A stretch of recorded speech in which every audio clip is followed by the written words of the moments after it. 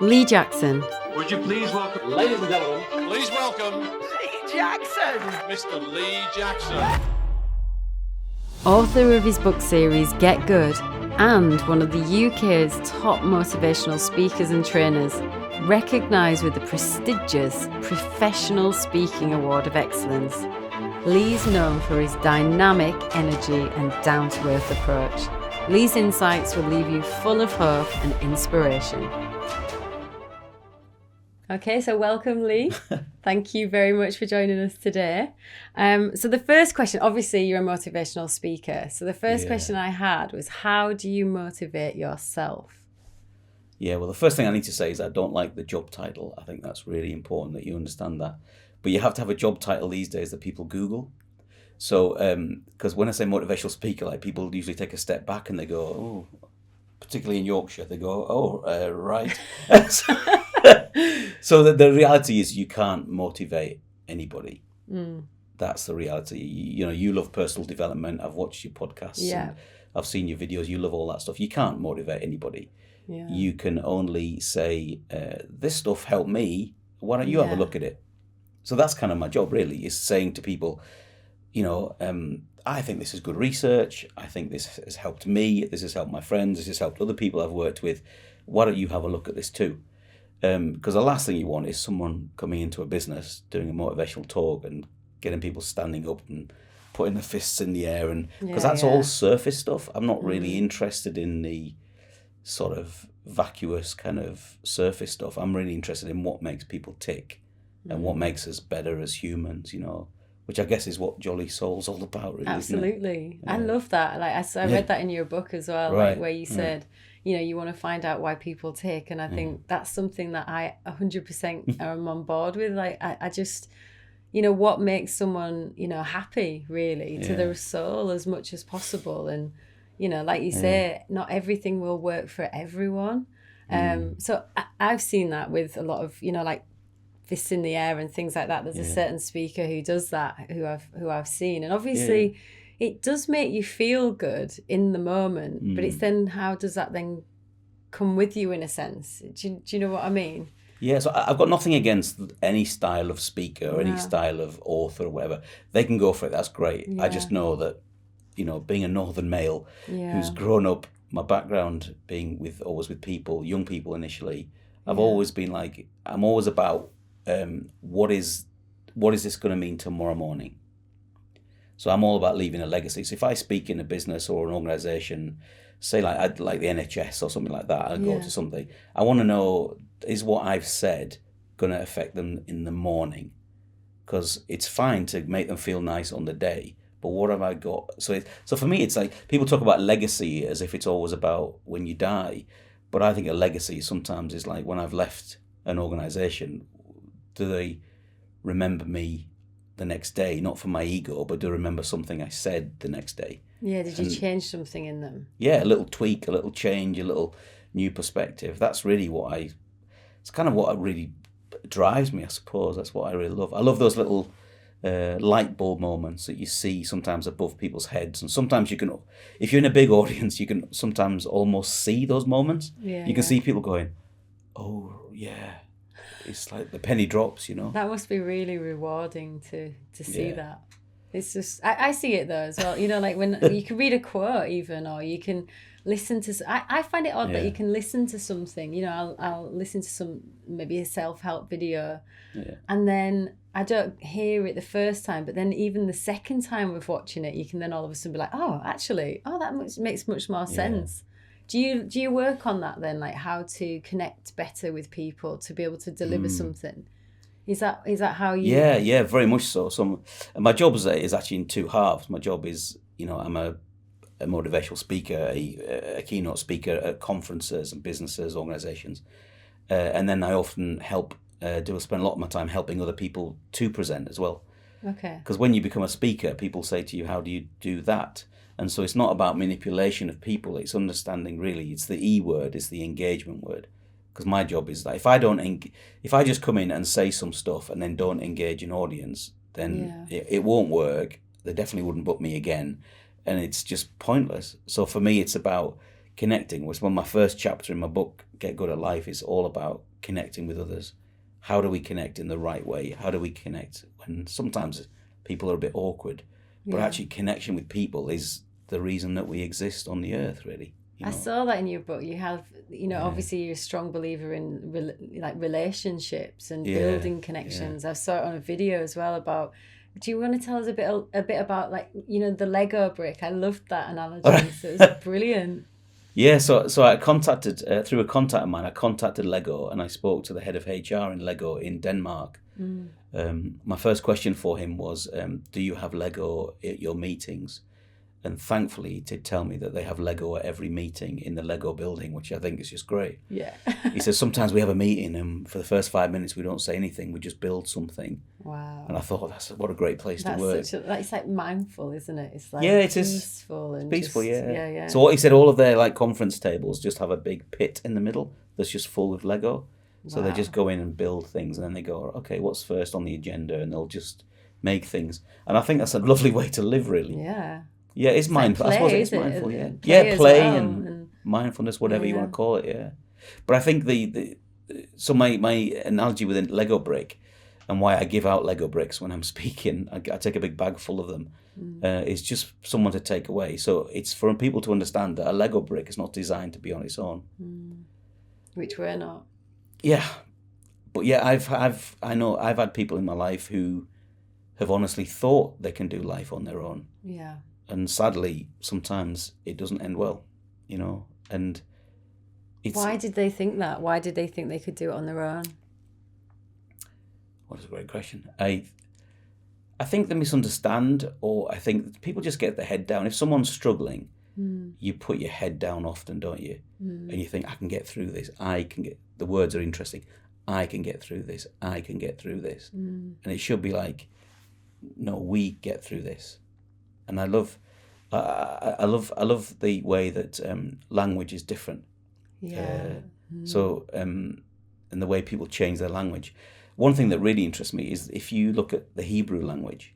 So if you look at the way that Jewish people talk in the Hebrew language and their background, there's very little I, and it's we. So it's like we do this together. We're a community together, which is really interesting. Yeah, it's beautiful. Whereas in England, our main influence has been Greek philosophy, which is more like, I think, therefore I am. It's all about us. Yeah. And the danger of personal development when it's done badly, so self-help, personal development, whatever you want to call it, is that it does become me against the world. Yeah, I see that. Which I think is a real problem because, people are wonderful and annoying all in the same package, right? Yeah. But we are designed to kind of do these things together, and community is important, How do you think people grow better communities or better connections with people? Like, how do you do that? For someone who's doesn't know maybe, or, where do you start? What if someone's closed themselves off completely to a point where they're just on their own or feel like they're on their own? Where do you start? Well, I think partly it's the mindset of knowing that you, in order to have a friend, you have to be a friend. It's that idea that you have to take a little bit of a risk.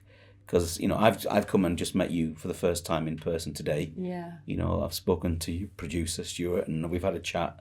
But I've met you for the first time. So, I'm now connecting with you and I'm trying to get to know you and understand you a little bit. Yeah. And so those things are in the back of my mind, like I'm making a connection with somebody. And I think that's really important. So you need to make that little step of, I need to reach out. And I think for some people, it's just as simple as, going out for a drink with people after work. It's joining a club for a hobby. Because a lot of this personal development stuff, again, it can be quite sort of isolating. It's not, let's do all mindfulness. Okay, if that works for you, great. Nothing wrong with that. But that's, again, it's very personal and it's me on my own. And then, I'm going to do ice bathing, so people jump. And that's great. If you want to do that, fantastic. But again, it's a solitary pursuit. Yeah. So my wife loves cold water swimming. Yeah. You would never get me in a cold water pond in a million years, right? But it really helps my wife, right? Yeah. But she doesn't go on her own. No, She I goes, see there's like groups like that. yeah, Isn't there, where so you she can goes do with it my together. daughter. Yeah. She goes with her best friend. She goes with a couple of other people. So even that solitary activity is done in a group. Yeah. And I think it's just a myth, isn't it, that we do things we should be on our own. You know, I've got the strength inside of me, and actually sometimes we need help, and there's nothing wrong with calling for help, is there? No. I find it amazing though that your wife does the like not ice baths, but the ice water. Yeah, swimming in cold places. Yeah. But you would never do that. I really love central heating. Yeah, I get that. So yeah, I've read that actually in your book. I mean, I like the outdoors. You know, I quite like stuff, but I also like the great indoors as well. Yeah, so yeah. I'm not. I've got friends. I've got a mate of mine, and he's a great friend. Yeah. And every Friday night, he's in the car trying to drive to some mountain, and he runs up a mountain for a weekend, and then comes back home on the Sunday night. I can't think of anything worse than running up a mountain all weekend. I'm like, I might go to the park. Yeah. I might talk to my friends. You know, we're all I might different, chill and that's out. really beautiful, Yeah, that's really great, wonderful, isn't it? Yeah. What do you do then to, like, do you know, like, I don't know what you call it, but like your ego or the mind chatter, like how do you quiet the mind chatter? That comes from the ice baths. Because I tried an ice bath. Oh, did you? Recently, actually. Yeah. There's like an initiative in the local swimming pool. And so it's not the pool, it's a separate machine. I was going to say, they're not just trying to save money on the central just heating. jump in. Whoa! But no, it's a separate thing. And like that was honestly, I know it can, I imagine it can be quite dangerous because it honestly immediately removes like any thought and just your breath completely is gone. Yeah. And just trying to like breathe in that moment, you just don't think of anything. It was very bizarre, and the feeling was, wow. It was very different. After, it's like you don't ever want that feeling again in your life, but you kind of want it just to sort of feel it again. It's really weird. But yeah, it definitely removes the chatter. So how do you? So psychologists call the chatter self-talk. Yeah. So your self-talk is usually just slightly behind your consciousness quite often. So it's like, I mean, I'm old enough to remember what a tape is. I would say it's like, I know a tape. You're not that old, Kate. No, I haven't got a cassette. But it's a tape running. It's a constant. What is it? An MP3 running in your head. Yeah. It's something that's constantly running. It's just streaming now. Streaming, yeah. Something that's streaming in your head. I'll remember that. That's good. Okay. Yeah. So that is. So yeah, the ice water bath would probably get rid of that for a time. A second, yeah. Yeah, because basically your body's going into shock, and so your mind and body going, what's happening here? And so it's going, right, close everything down, and then you're going into shock. So I get that, and if that helps people, that's great. But there's still a deeper work to be done about how do you view yourself? Because if we have a really low self-esteem, say if we've been in a relationship where we've been told that we're worth nothing. You know, if someone says you are horrible, you are scum, you are whatever, think of all the horrible words that I won't say on a podcast. Yeah. But that can run in people's heads, and they can start to believe that. Absolutely. And one of the reasons I started working with young people as a youth worker back in the days is that I just wanted to help young people to understand that they have a future, and even if they've had a past, they still have a future. You know. And I think part of that is you can control that a little bit. But it takes time. So for some people, it's mindfulness or prayer would do that, depending on people's beliefs and stuff. I do. I know it's on my own, but I do meditate as well. Do you? Yeah, which helps me. So what kind of stuff do you do? Just breath work, really, in terms of meditation. Yeah. So I use an app now. I've used two apps of the Headspace and Calm, and they're both great. I think introduction-wise, Headspace is really good, but Calm is that daily, and it's easy just to go on. But I do Calm, and it's just breath work. So it's just going to your breath and just going there for 10 minutes and then coming back. It's just controlling it, really. It's not controlling the mind. It's just kind of trying to get behind it, beyond it a little bit. I think I think what some of that stuff does is it is slowing us down. Yeah. And this might be something we could chat about, but I'm quite concerned that our life is so fast now. that when people are desperately reaching out for things to slow themselves down, because we are constant chatter, like Absolutely. outside of the studio here. I was just, while you were getting ready, I'm just looking outside, and there's cars going by. I can see adverts and cars and building sites, and life's busy. This is a city. And then all of social media, which is a constant addiction for people. Like it's so easy just to, you can go on your phone to look at something, and then I'm on Facebook, I'm on Instagram, and what am I doing here? What did I come on my phone for? It's just like, it's just a bizarre thing, isn't it? And you get that addictive cycle, that weird phone cycle, where you go Instagram, Facebook, Twitter, check my email, Instagram, Facebook, Twitter, check my email, or whatever it is. So we can get in that, and what's dangerous about that? I mean, I do like that I'm on Instagram and all that stuff, but the danger of that is that we're never quiet, because we're always listening to someone else's opinion, and that includes mine, and that includes my book, and includes anything that I do. But I understand that I'm in that. But it's about, sometimes understanding that I don't want the noise always. Yeah.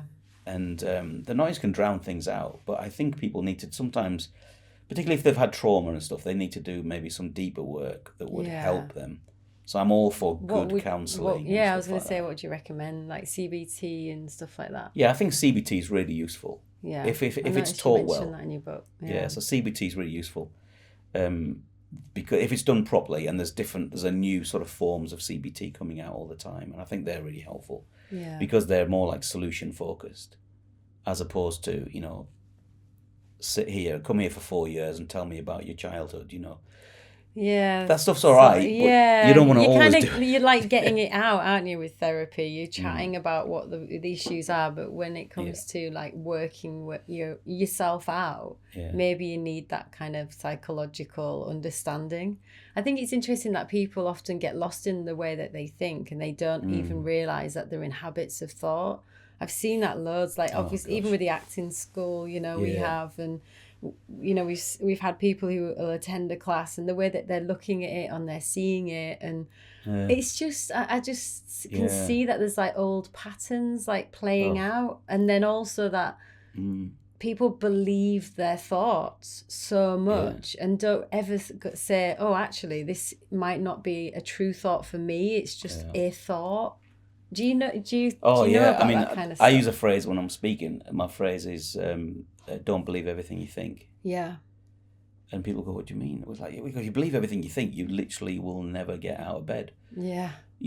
Because the world is scary. The world is, we've all had our tough moments and tough seasons and all that kind of stuff. And my life has not been all, it's not all been sweetie shops and unicorns, but we need to be aware that that we just...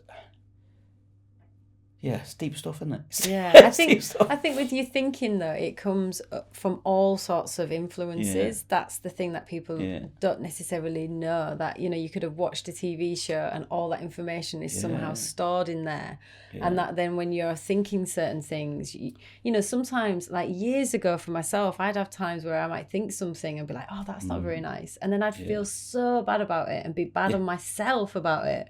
And actually, what really helped me in life was actually realizing that a thought's just something that goes, and that's why meditation helps me, because I'm able to detach from thinking and say, actually, this isn't all like it's not really what I'm thinking, it's just a load of garbage sometimes. I took a break in the summer last summer, and I went to my favorite place, which is called Lindisfarne, Hawley Island, which is a tidal island off the coast of Northumberland. It's one of the few places in the UK you can go that you get cut off.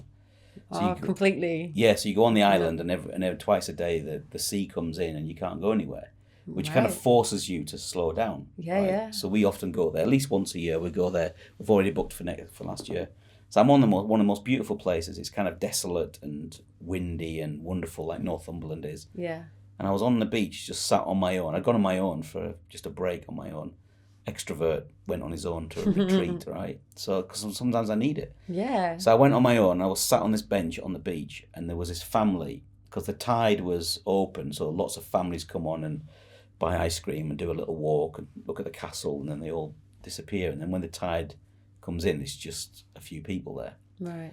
But this family were on the beach, and I heard this woman.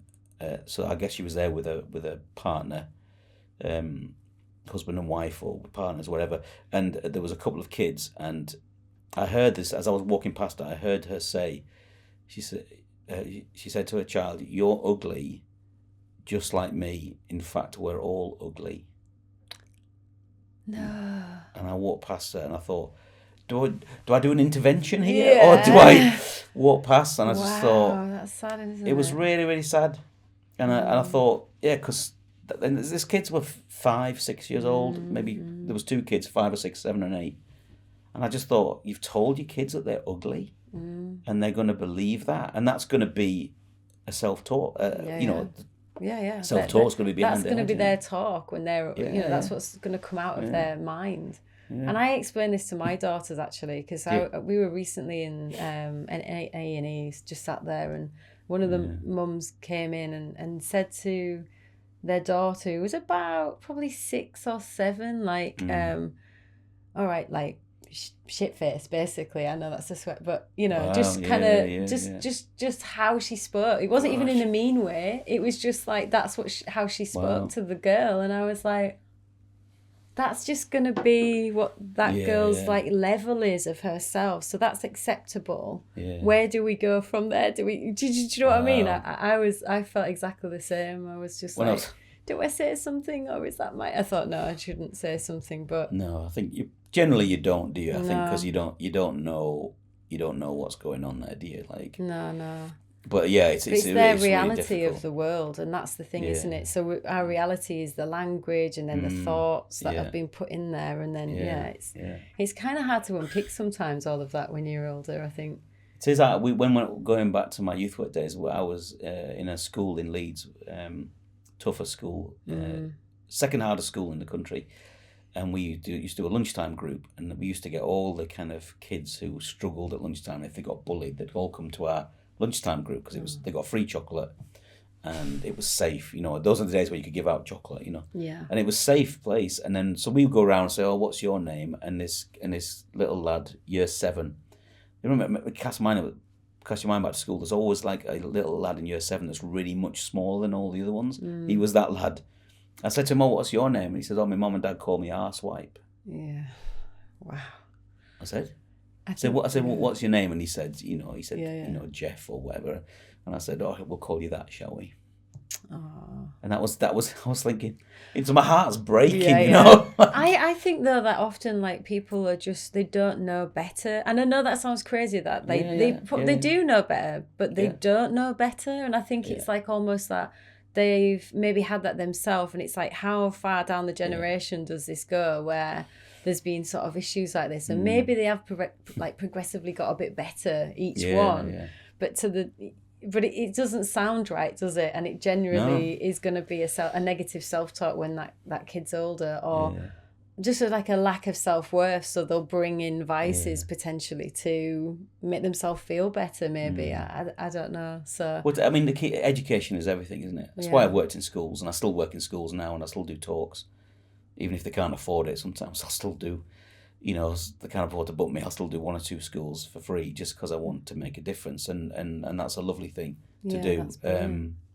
But education is everything. So Nelson Mandela said, the key to everything is education. And he's absolutely right. You look at South Africa when he took over, it's all about education. You educate people, they understand themselves and the world better. They will deal with things in a different way. You think about all the just little things like, when you go to McDonald's or something. I don't go very often. I know it looks like I do, but I don't. But you go there at McDonald's and you go, you sort of drive through the car park. It's often like with our goddaughter or something. We'll take her to a McDonald's because kids love it, and you go through the car, and then you just see there's rubbish, like, so people have eaten the McDonald's and then just drop their rubbish outside the car. And I'm going like, what's going on in their head that they think that that's okay to do? And our behaviours are. Yeah. And it's like, I've done my thing, that's someone else's problem. And you think, okay, what's their life like? Yeah. And then you think, is that a kind of person that would probably do a bit of road rage? You probably think it probably is, isn't it? how dare you say something, you know. Yeah, absolutely. Just little things like that you notice. I know. I say it I'm forever, I analyse it a lot, I think, for myself, but also because of my children. So I'm always kind of, you try to be that mentor and learn and grow. And I'm always looking at things like that and thinking, where can I improve? And looking at, what you don't want, or because you've grown that little bit more than littering than you expect others to, and then they haven't. And people got to be taught, haven't they? They've got they've got to see stuff modelled, haven't they? Which is why, being like in a business environment, if you've got a good boss, a good leader who develops themselves and doesn't take themselves too seriously, and can lead people, that makes such a difference in the workplace. Because you see so many bad bosses, and I always reflect that people don't leave jobs, they leave bosses, don't they? Yeah. And so what do you think makes a good boss then? Someone who understands themselves. Yeah. Someone who's focused on people as well as just the project. So I always think there's a bit of a pendulum that swings in business between people and the product that you're trying to deliver. And sometimes you're very focused on delivering the project, and then sometimes it swings over and you're more about developing people. So that pendulum always needs to swing, I think. If it's just about, I need you to work hard, and you're not working hard enough, and then you get rid of people, it just becomes a toxic place, doesn't it? Yeah. But then again, you need to actually produce something. You can't just sit around doing nothing, holding hands and singing Kumbaya, do you know what I mean? So that would be an interesting role. Ready to take your acting to the next level? IPM Acting Academy offers professionally filmed expert TV and film training with real-world industry connections and opportunities. Their bespoke tailored classes are perfect for gaining real experience. Join our community and unlock your full potential. Book your free consultation today and find where your passion will meet a profession. So in terms of a good boss then, and in terms of like friendships, do you think that comes hand in hand with being a good boss, of like understanding people, and what, do you know what I mean? Yeah. Well, I think leadership is a complicated thing, isn't it? Some bosses just do their job and they never think to train. Some of them go on too many training courses, but I think all the stuff that you tell your listeners and viewers about, kindness makes a difference.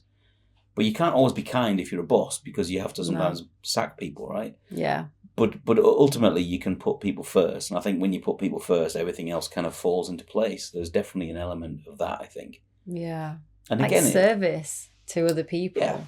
Yeah, service to others. And I'm sure you, in the industry you've been in, in TV and film and stuff like that, there's lots of people you've met, I'm sure, that don't treat people very well. Yeah. And sometimes I think that comes from all sorts of places, but sometimes it's it's when the ego goes crazy. Yeah. So a boss shouldn't be someone who's egotistical, standing on a mountaintop. A boss should be someone who's kind of, with the people, sort of moving with them, and but obviously having a hope and a vision for the future and stuff. But yeah, it's the education thing. If you're in a leadership role, you have to educate yourself. If I'm a speaker, I don't want to just do one talk for the rest of my life. I'm always reading. I'm always listening. I mean, podcasts are just amazing now. You can just, and I go on a long journey. I'll line up 4 or 5 podcasts, a bit of music, and I make my own learning studio on the M1. Absolutely. You know what I mean? Yeah. And years ago, it used to be like tapes or cassettes or CDs of gurus or who you could listen to, whereas now you can literally have it just on your phone. And I think that's amazing that you could just learn so much that way. And even that people don't often do they? It's that weird thing, isn't it? Spotify and Apple Music that I use, you now have almost every song that was ever created. Yeah. And yet I still look at my phone going, I've got nothing to listen to. No. I'm going but there's like millions of songs on there. So actually we've been spoiled, haven't we? Oh, definitely. But also with podcasts and other things, you have to filter. Yeah. And with speakers and trainers and stuff you have to filter, because not everything, and this is the tricky bit, not everything is true. Yeah. Okay, so there's things that are true and things that may be true, and then there's things that definitely aren't true. And then in the self-help world, would you say, in personal development, is that what you mean? Definitely, yeah. Well, just like anything. Yeah. Because there's a sort of a sliver of personal development which goes down the sort of conspiracy theory route. Yeah. You know, there's definitely a sort of certain person type of, I guess it's a type of character that would do that. Yeah. Because actually, conspiracy theories, which was my hobby in lockdown, by the way, was in not going for them, but in trying to understand why people went for them, because they were prevalent in lockdown. Everyone. It's like a whisper of truth, isn't it? That's the thing. Is you see a whisper of truth in it, it's like, oh, you know, could that be this? I guess it's not believing necessarily that everyone is trying to do good for everything, and that there is people out there. Maybe there is people who are corrupt and that are doing things. Who knows? Like, that's the thing. And when there's that question mark, people then go one way or the other. Yeah. Who inspires you then? Like, who out of sort of personal development or self-help has been your inspiration? Oh man! Or who doesn't? You know, obviously you're listening to different people. I listen to all sorts of stuff. I mean, when I first started, the kind of classic, and I think he was probably the world's first proper motivational speaker, was a guy called Zig Ziglar. Oh yeah, I like in the Zig. States. Yeah, so he's been passed for a long time now. But I used to like his stuff. His stuff was quite good because he was quite sort of friendly with it as well. I think he's funny. Yeah, he's funny and he has his little stories and stuff. And I think that his organisation's still going. So for a good basic, there's some good basic stuff there, which I think works really well. Yeah, I listened to him the other day actually. Has he? Yeah. I was just on a bike ride and he just came through on my podcast and right. He was funny. He was talking about someone recognised him and right. How well no he said his name was Zig Ziglar and they were like, oh no this guy, I've seen him, it's not you, sort of thing. And then at the end it turned out he was like, I have to give my details here, it really is me, you know. It was just funny little stories that I think that's the nice thing. I think that's really interesting about, obviously, I know you said about motivation in that, you know, you don't feel like you can be motivated, but then there is certain speakers who I listen to personally where sometimes I feel like that energy of them in a sense, you know, like, and I do feel more maybe motivated in the moment. And that's really interesting because there is certain self-help people, like, I don't know if I'm sure you'll know Tony Robbins, but he'll say about like, you take immediate action when you're motivated, which is also interesting. Although you could probably run into doing many crazy things. I don't know. But so Zig's a good one. But who else have you? Because I noticed in your book you talked about Brené Brown as well. Yeah. So I think for the deep dive, Brené Brown is... Oh, Brené. Is that how you say it? Brené Brown, couldn't be beaten, I think. Yeah. She does all that. She is one of the biggest TED Talks of all time. And she does I've seen her talk. Wonderful research around shame and vulnerability and stuff. Yeah. But I think it's like all of these things. I'm shamed for saying her name wrong since I know I've seen her many times and her say it. I didn't know it's Brené. Oh, so I think it's Brené, with a. We'll find that out and with a little see thing who's shamed. I'm joking. We're from Leeds, Brené Brown. Brené Brown, she's right lovely. Lovely lass. She's lovely, that Brené. I think she's from Texas, so Brené is quite a posh name for someone from Texas, I think, isn't it? But it's interesting about the story of her doing that TED Talk and how vulnerable she'd been, and then she really hit rock bottom after seeing how many people watched it. She was just winging it. I think she just turned up. She didn't really overplan it. She just started doing it and didn't have time to plan it really, and spoke from her heart, and it made that connection. Yeah, that's with people, you know. And there's lots of other people. But I think what I would say was, you know, you can listen to anybody, but make sure you spread it out. Because you don't, if you just listen to Brené Brown, then it would be all about, you know, vulnerability. So it'd be all like you're looking in on yourself all the time. It could be quite hardcore. Yeah. Whereas actually, you know, you might want to just have something that's a little bit lighter, you know, like a Zig Ziglar or something. And so I would think mix it up a little bit. My concern really though is that in the industry that I'm in the sort of self-help development, personal development industry, is what's true. It's the stuff that just isn't true that I struggle with a little bit. And do you think that it grows that person more so because they're saying things that are not true maybe? Well, I think the reality is that there's people in every industry that aren't doing it for the right reasons. Yeah. And sometimes people are doing it for hits, for likes, for selling this. They've got a course and they're selling a course. A lot of people do that. Yeah. I mean, I've only got one, but it doesn't really sell very much because I've never really pushed it very much. Yeah. So I've never really I haven't done a Get Good at Life course. I'm doing a set of videos in the next few weeks, just doing but loads if of it that does stuff. something, if you're genuinely doing it to help people, whereas I see what you mean. There is people who just selling courses, maybe. Yeah, and people want. I mean, it's just like every industry. It's full of good people, mainly good people, and it's full of some people. It has a few people in it that aren't so good or are doing it for other reasons. Yeah. And some people just trying to make money. Yeah. I get phone calls and I meet people every year who say to me, "How can I do what you do?" Thinking that my life is like some kind of dream that I just go around motivating people and dropping sparkles on people. It's like they've no idea of the admin and the reading and the marketing that takes place. My job is 80% admin and marketing and 20% speaking. Probably, people think it's the other way around. Absolutely. So like for instance, positive thinking is an interesting one, right? So I believe in trying to be as positive as I can be, right? I believe in having hope for the future. Yeah. But yours is realistic positivity. I've read. So I talk about being realistically positive because there is such a thing as toxic positivity, and I've seen it in action. I've seen people who have ignored big problems in their lives, and but I'm positive. I'm just going to make it. Blah blah blah. Yeah. And actually, those things have come round and bitten them. Yeah. And what example would you give of that without exposing whoever that person is? But what? Yeah. Do you know what I mean? Like, how positive can one be to then get into trouble?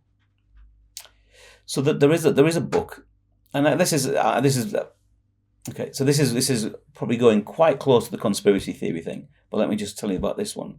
There is a book in the States about a woman who thinks that the credit crunch in 2007, 2008, the credit crunch was partially happened because of people being overly positive about the investments that they had, thinking that these investments would come through. And the credit crunch is basically, throwing good money after bad. It was betting on toxic debt. That's how the world kind of collapsed for those few years, the financial struggle. And so there is people that said that actually it was people saying, no, this is going to be fine, and throwing money at a situation that actually caused possibly a financial crisis. Now, I'm not an expert at this. No. Okay. But I think that's a really interesting example. Even if there's a grain of truth in that no, it's absolutely fine. Let's just keep going. Like a gambler in a casino, they've lost £1,000. I'm just going to keep going. Another 1,000, another 1,000. Just going to keep going. Yeah. So there's an element of that. It's like unrealistic expectations and probably too many odds against you sort of thing. Yeah. Because I see that in your book about goal setting, actually. You say that, not to be unrealistic. Yeah. I think you've got to, it depends at what age, I think, with goals sometimes, personally, if you're young, and obviously the boxer that you talk about, was she 13 off? Nicola Adams. She wanted to be a boxer, and obviously it would have seemed to some quite an unrealistic bet on life, because it wasn't even something that women were doing. And I think about my daughter, she's a football player and she's 10. And when I was a kid, I went to a middle school where the head teacher said, women don't play football, girls don't play football, you're not allowed a girls team. So for me to think that difference between the two, it's quite unbelievable. So I know what you're saying. I think there's certain elements where you can't, there's got to be an air of I can do that. Do you know what I mean? Like you said. Yeah. So I'm not against people having dreams and goals. That's not what I'm saying at all. No. But there needs to be an element of reality to that. Yeah, so let me give you an example of that. Yeah. So I play basketball. Yeah. Very slowly and very badly, like an old person. But I'm very happy to play. Good for you. It's my exercise. And I'm still part of a team. And I still play in the local league, the equivalent of Sunday league. So we play some pretty good full-on matches. There's a young lad in the team who's joined. I think he's probably 19 or 20. And he really wants to play at a high level. And he was telling me last night, he wants to go to the States and play at college in the States. He really wants to go for it. And I am going to encourage him to do that. Yeah, of course. I am going to say, of course, man, if you want to do that, you go for it. You set your goal. But then the other part of my brain then kicks in to be Mr. Encouragement. And then I'll also say to him, but what are you going to do about it? Yeah. Because you can't just think it to happen. So you need to be practicing every single day. Yeah. You need to be watching the video. And actually, he's really coachable, and he takes even advice from slow and old players like me. And I'll say to him at the end of a game, I said, well, you see what you did there in the second quarter? You lost the ball there, didn't you? And you lost it because of this. And he's like, yeah, you're right. Yeah, thanks.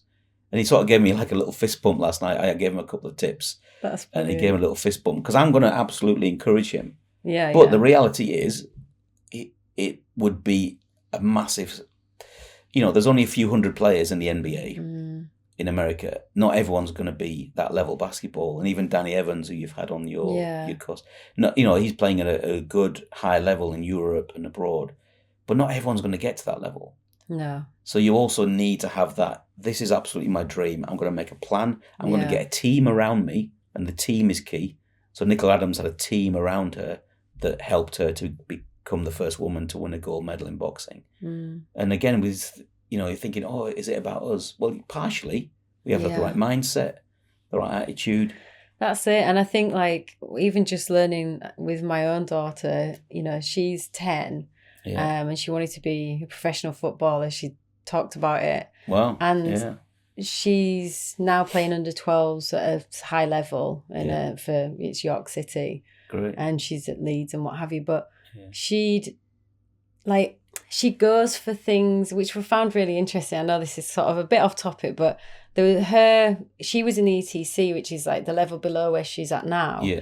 And all the girls who she played with last year, all were accepted onto it. Not all of them, I don't know who did, but there was a group of girls that she saw at her recent photo shoot with the team. And it turned out that they'd obviously got back on and they're happy and they're doing it. But she decided to retrial and actually trial for the different team and a tier up. Yeah. And it was interesting that it was like, maybe they just didn't go for it because it was like, oh, you're on the ETC, you're at a high level, this is your age group, just stick with it. But actually she went, oh, you know what, do you know what I mean? And I wonder whether if you're going to get to somewhere where you want to go, that there's certain people who push further or have, like she's 10, but she's got a goals list and it's on her wall and she sees it and she's ticking them off as she goes, which she's ticked them all so far now, which is really good. So she needs a new list. But isn't it interesting how some people do that? Like they'll go like take that next chance or it just seemed like that must have been what she did, because there's definitely girls who are great on that ETC team, but maybe they just didn't go for that opportunity, or maybe they didn't know about it. I don't know, but But I mean, you're obviously a very good mum, and you are preparing her for that stuff, and you're talking her through it, right? Yeah, definitely. Which is part of it. They might have other girls might have had parents who just take them there. That's it. And then they just come home and then they put the telly on. Yeah. It's like, and fair enough. Yeah. But also, it's not going to take that though, is it? If you want to be a professional footballer, there's just no way somebody's going to go, there you go. You've got to work, in my opinion, exceptionally hard. Like any sport, it's like literally all you have to do. Well, not all you have to do, but you've got to train as hard as possible. And then you've got a chance. So elite sport is brutal. Yeah. Because it is the survival of the fittest. Yeah. So, when I play basketball, sometimes I play against guys, I've played against guys that were 7 feet tall, and I'm 5'9". It's pretty obvious who's going to win in that competition. And so it's obvious like, oh, this is pretty brutal. I'm not good enough here. Yeah. I'll go on the subs bench. Thank you very much. So it's great. So with your daughter, I'd absolutely encourage her to go for it. Absolutely to keep the goals on her bedroom wall. Yeah. But actually don't have new goals. Keep ones crossed off and add some new ones. She can see the ones that she's crossed off. Yeah. Because that's what I call fuel for the fire. You've got to occasionally just look backwards and say, how far have I come? Yeah. Oh, do you know what? I couldn't do that. And now I can do this. And so you look back occasionally. You don't live in the past, but you glance back because that gives you fuel for the fire for the future. But I hope, and I'm sure you were doing this, Kay, see, that goal to be a professional footballer, and I hope it comes true for her, will require work and planning. Yeah. But also, hopefully she'll become a better person in that process. Yeah. Because if she doesn't become a professional footballer, you don't want her life to be destroyed. Oh, no. I've said that to her. I'm like, as much as possible, you'll go for what you want to do. But you've got to, for me, she's got to work hard because that's really what it takes, but she's also got to enjoy it. And if she doesn't enjoy it, then what is the point, really? You know, like, you're going to go all that way for what? What's at the end of it? But yeah, I think it's interesting, like with her, I think, you know, but she's got lots of other things that she's wonderful. You know, she loves science, and I'm like, oh my goodness, like she wants to blow the kitchen up, you know, with all sorts. I'm like, yeah, she's got like bicarbonate rockets, and she's got lovely interests. So I think it's important, you know, she knows. Because just being focused on one thing, it can be a dangerous thing. Yeah, you know, say if you wanted to be a professional speaker, and you said, you know, I want to speak to 5 million people over the next 5 years, and if you only manage to speak to 4.8 million, you'll think you're a failure. Yeah, I know that. And you're going, but you've spoken to 4.8 million people. Yeah. so you need to, I think perfectionism is, you know, as they say, perfectionism is the thief of joy. Yeah. So if you set a goal and then you're a perfectionist and your personality leans toward perfectionism, then that could be a problem as well. Because then we're always seeing that you failed. When actually it's about exactly what you said. Enjoy the journey a little bit. Yeah. Enjoy that. I said to her yesterday, because even though she's younger, I do edit it as much as I possibly can, but she loves watching the Beckham documentary. Yeah. And on this particular moment, it was the end of his career. And I said to her, I just looked at her and I said, look, this is like, that's the end of his professional career, which is really sort of bittersweet. You know, it's sad that that's come to an end. And that makes me want to say to her, which I did, was just enjoy every single game that you get to play. No matter, don't put pressure on yourself, do your best, work really hard, but it has to come to an end, that professional career, as in, you know. Yeah. So just make the most of it. Make the most of it. It can come to an end, you know, in your early 30s or whatever. Can come to an end with one tackle because you don't know, do you? No, that's true. You know, and so you have to have a bigger picture about that. And I think, that's really, I love all that stuff. It's really deep and helpful stuff. But the enjoying the journey is such a massive thing to do because a lot of us don't do it. And people just put so much pressure on themselves. I know I have over the years in terms of trying to be perfect and make something exactly, you know. Yeah. And I think actually what I found really interesting, especially in terms of like production and filming and things like that you don't have to be perfect anymore, which is like, obviously there is a lot on social media where people are immaculate, but I mean in terms of like, there's people on TikTok who are like making a living out of it from just sat probably on the toilet, you know, filming themselves. You know, it's not like a professional suite and a studio, and that's what I'd always kind of envisioned, like you need to have these things. Actually you don't necessarily now, which is really great. But if you're enjoying the Jolly Soul podcast, I'd love for you to subscribe on YouTube or wherever you listen to your podcasts. By subscribing, you'll never miss an episode, and you'll help us continue sharing incredible stories with more inspiring guests. If you know someone who would benefit from a conversation, please share it with them too. Your support means so much to us, and we are so grateful to have you here on this journey. I just wanted to touch on personality types because I know you mentioned it there. Yeah, so there's 2,800 different personality profiling tests that you can do, and I've done quite a few of them. Yeah. And why? Why did you do them? Just to help me to understand myself. Yourself. So it's coming back to the education thing, which seems to be the theme of this podcast. You know, education is important, and so therefore I need to educate about who I am and how I relate to the world. So there's some great ones out there. There's some really great ones out there. One of them is done by a friend of mine called Michelle Mills Porter. She does a thing called Clarity and Essence, which looks at your values and also does a disc-based personality profiling.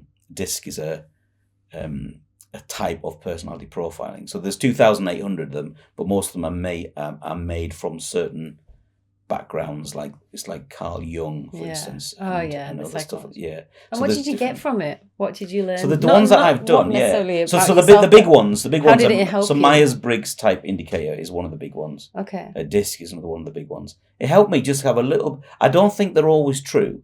And there's very little scientific evidence to show that they're all true. Okay. But I think they give you a little window. I think they give you a little hint. So my Myers-Briggs type indicator definitely helped me to understand that I am an ESTJ, which if you don't do it, you won't know. But it helps you understand because it explains what those things are. Yeah. It's how I see the world, how I react with others. The one that I really loved actually was Strengths Finder. I think it's now called Clifton Strengths. Okay. And you can buy the book, and the book's like 12 quid, and you get a free test with it, I think. Or you can buy it online for 20 quid. It's dead cheap. And because what I loved about that is it looks at your strengths, not your weaknesses. So you can get your top 5 strengths.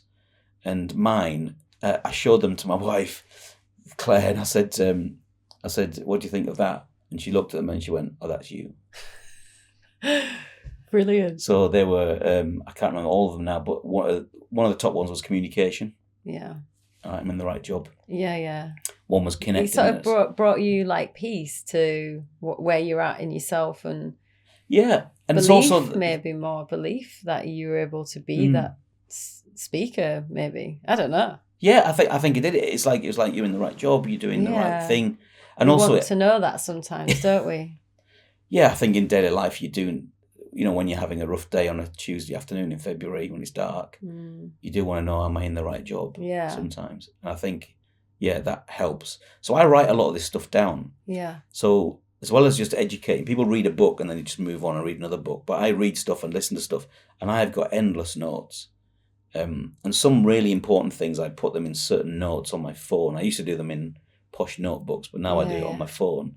Apple Notes works really well. It's got lots of great features in it now. Yeah. And these things I will read. Yeah. Before if I'm a bit nervous doing a big talk in front of, I don't know, 200, 300 people, there's a lot of pressure on me. Yeah, I definitely, no matter what. Like, I think that's care though. Yeah, it's because I'm bothered, right? Because if I wasn't bothered, I wouldn't. Yeah, otherwise you just walk on there just like, oh. How do you prepare then before you go? So you look at these notes? So I look at some of these notes, and some of these notes are testimonials from previous clients. Right. So someone sent me an unsolicited thing where someone sent me an email going, Lee, we just really appreciate that talk. It really spoke to me. Or one of my colleagues said it's really changed her life or something. Because I'm a kind of motivated by making a difference, then that really ticks my boxes. Yeah. So I will look at it beforehand and look at that.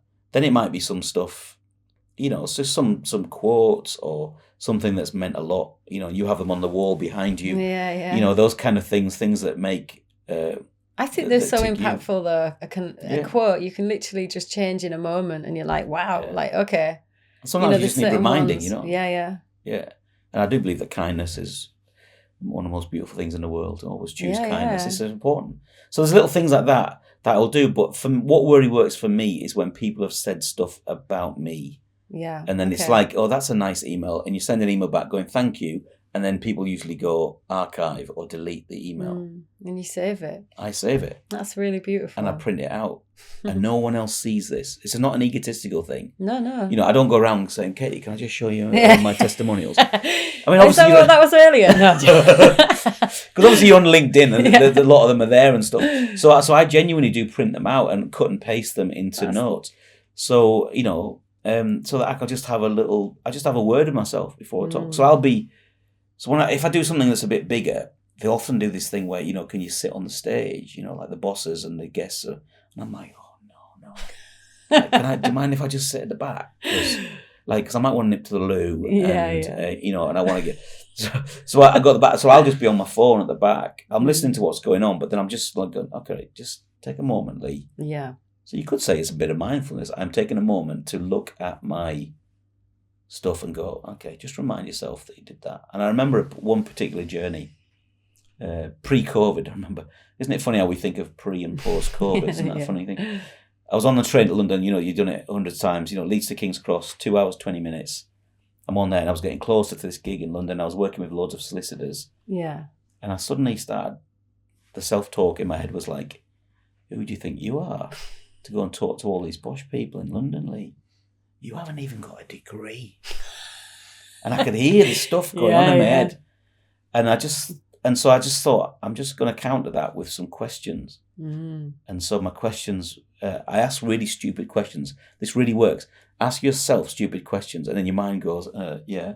So I started asking myself things like, Lee, have you ever done a talk before?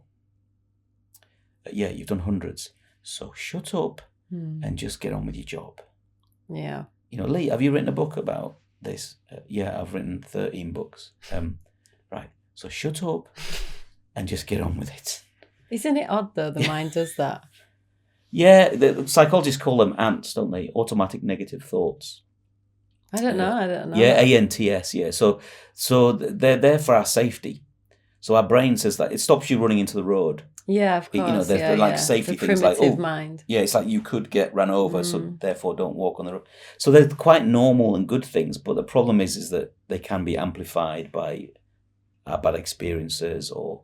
It's trying to protect you, isn't it? Yeah, it's a protection but it doesn't. thing. Yeah. It doesn't help when you've got to do that thing, and that's your job, and then it's like, where are you going with this? Most things are out of our comfort zone. I mean, I feel quite relaxed now, but did I feel nervous before chatting to you? Maybe slightly. Not nervous, but I'm preparing for it. Yeah, of course. I watched a couple of your podcasts. I wanted to understand, because I'm preparing for it. I'm making the prep. You're trying to ease the moment so that it's not going to allow those ants to come in. I like that, ants. Yeah. I've read a lot on psychology. I've not heard. Look it up. Ants. They call it automatic negative thoughts. Yeah. How do you handle criticism?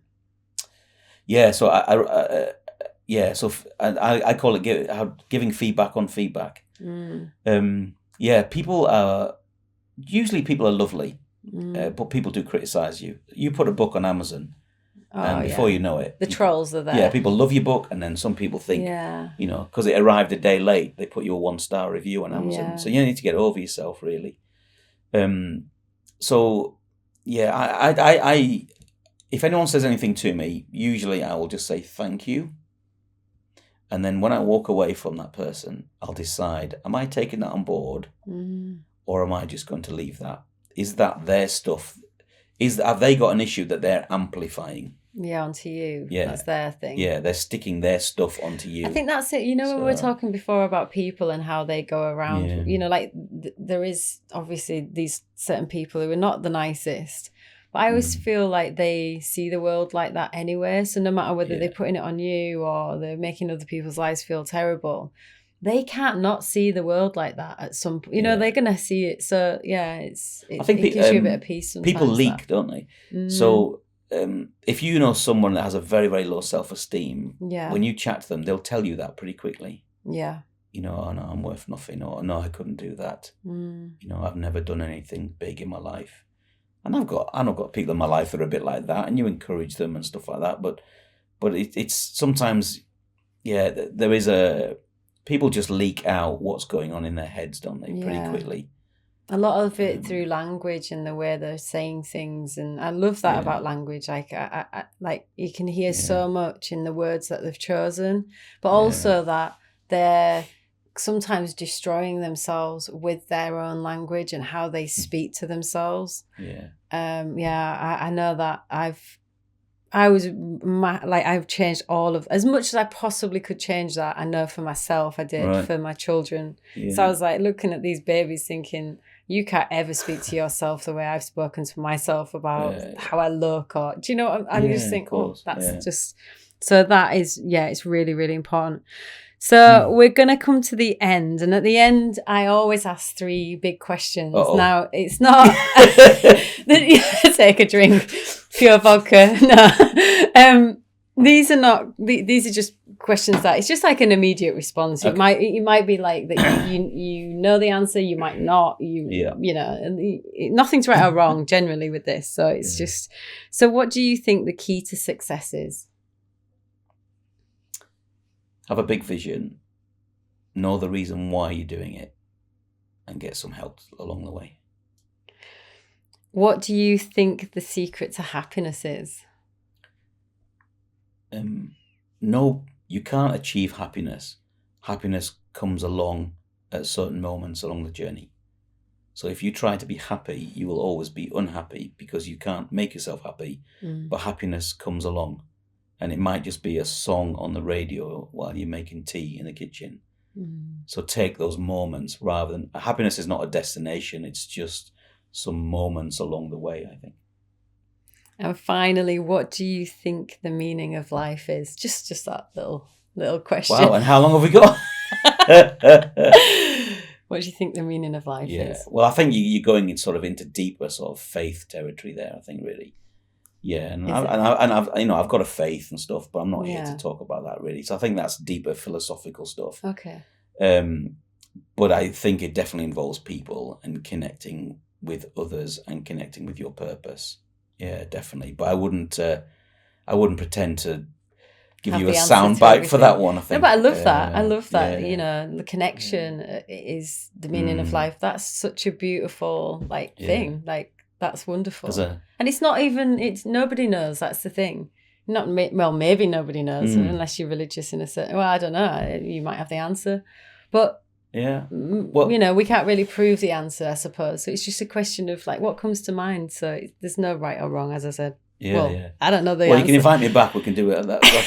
You need to get like a line of vicars or something lined up here. They'll have the answer. Yeah. I'm going to finish with obviously, you know, we've got quotes on our Instagram, and so we've got a jolly jar here. And just to finish, I'd like you to take a quote which can be yours. So I can take it. Yeah. Oh, it's not another question. No. Okay. This is. Right. You took the biggest. Oh, did I? Do you want a different one? Are you happy with your selection? Do you want me to read it out? I can read it for you if you want. Can you read it? Yeah, I think so. If I get in the light. If we really understand the struggles people face, we might just be a little kinder. And with a little more kindness, what a wonderful world that could be. There we go. Thank you very much. Well, thank you so much for today's chat. It's been really wonderful. Thank you. It's been insightful. I've got lots from it. I've really enjoyed it, actually. I've got millions more questions, so you're going to have to come back at some point, I'm sure. Yeah, it's wonderful. And I just appreciate you asking big and deep questions, because not people don't always do that. It's great fun. Thank you. Thank you. Thank you so much. Thank you, Lee. Everyone.